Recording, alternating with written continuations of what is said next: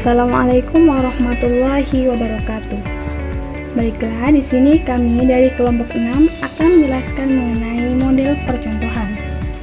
Sejumlah model pembelajaran dapat dijadikan alternatif untuk dipergunakan dalam proses pembelajaran PPKN.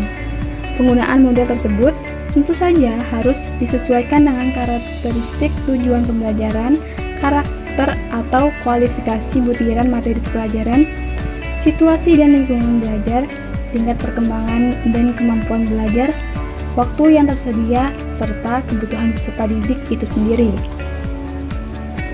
Pola pembelajaran model percontohan menurut A. Kosasin Dihahirin pada tahun 1992 dianggap unggul untuk pembelajaran efektif karena yang pertama yaitu mampu membina dan mempribadikan nilai moral.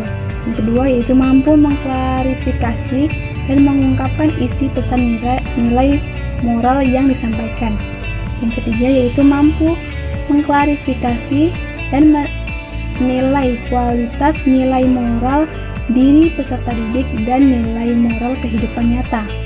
Yang keempat, mampu mengundang, melibatkan, membina, dan mengembangkan potensi diri peserta didik terutama potensi aktualnya. Yang keempat yaitu mampu memberikan pengalaman belajar berbagai kehidupan.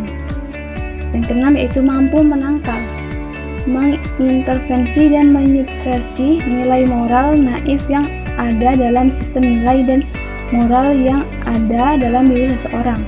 Dan yang terakhir yaitu menuntun dan memotivasi hidup layak dan bermoral tinggi. Percontohan merupakan model pembelajaran yang menekankan pada pencarian nilai dalam diri peserta didik melalui teknik percontohan, di mana contoh-contoh itu disajikan dalam bentuk cerita yang menyentuh hati nurani dan sering terjadi di lingkungan peserta didik. Dalam kaitannya dengan materi PKN tentang mengenal bentuk keputusan bersama di kelas, alternatif yang dipilih dari mode pembelajaran Value Clarification. Percontohan alasan menggunakan mode Value Clarification teknik W. Percontohan peserta didik kesulitan memahami hal-hal yang bersifat abstrak. Oleh karena itu, kajian materi yang abstrak tersebut divisualisasikan dalam bentuk cerita dan contoh langsung kegiatan menghormati dan menghargai orang lain pada pelaksanaan pengambilan keputusan dalam bermusyawarah, mufakat, dan voting. Dalam pelaksanaan model CVT, percontohan tidak berdiri sendiri tetapi dikolaborasikan dengan metode ceramah, tanya jawab, diskusi, dan simulasi.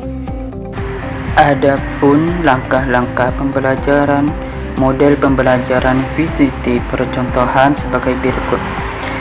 Yang pertama, mencari media stimulus berupa contoh keadaan atau perbuatan yang memuat nilai-nilai kontras sesuai dengan materi pembelajaran tentang mengenal bentuk keputusan bersama. Tujuannya untuk merangsang, mengundang, dan melibatkan potensi afektual yang terjangkau oleh pengetahuan peserta didik dan memuat sejumlah nilai moral yang kontras. Yang kedua, kegiatan pembelajaran. Yang ketiga, guru melontarkan stimulus dengan cara membacakan cerita atau kejadian dan dapat pula menampilkan gambar atau foto yang divariasi dengan peserta didik. Yang keempat, memberi kesempatan beberapa saat kepada peserta didik untuk berdialog sendiri atau sesama teman sehubungan dengan stimulus tadi.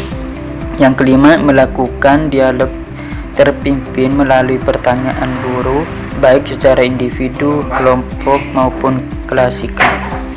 Yang keenam, fase penentuan pendapat, menentukan argumen atau klarifikasi pendirian. Yang ketujuh, fase pembahasan atau pembuktian argumen dengan bersimulasi, diskusi, maupun bermain peran. Pada fase ini mulai ditanamkan target nilai dan konsep sesuai materi pembelajaran.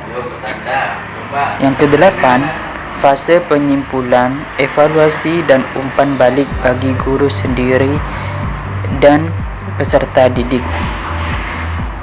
Selanjutnya, melalui model pembelajaran VCT, percontohan proses pembelajaran PKN akan mempermudah mengungkapkan sikap, nilai dan moral peserta didik terhadap suatu permasalahan dalam kehidupan sebagai warga negara. Sekian presentasi dari kelompok 6.